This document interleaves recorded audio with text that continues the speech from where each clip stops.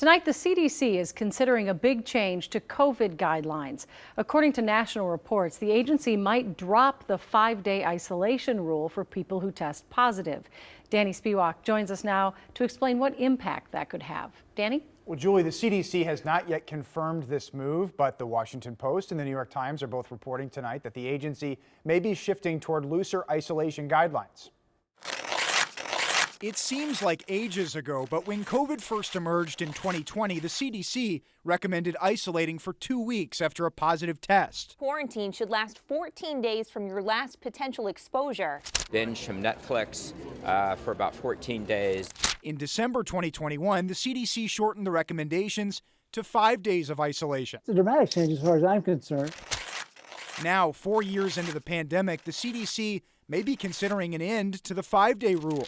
According to the Washington Post, CDC officials favor a, quote, more practical approach and plan to recommend ending isolation 24 hours after the end of a fever. When I first see that, I'm a bit disappointed. Dr. Jill Foster with the University of Minnesota Medical School questions the potential move. People keep equating COVID with influenza and RSV as if it's the same disease, and it really isn't the same disease. I think the big difference is the more and more we're learning about long COVID.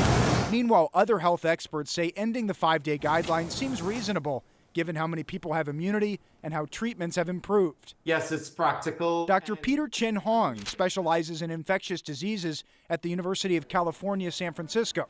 His state, along with Oregon, recently ended 5-day isolation guidelines at the state level and currently say it's okay to go back to school or work 24 hours after a fever. What was surprising to me was how widely it was received by many walks of life, including the Teachers Association or the Nurses Association.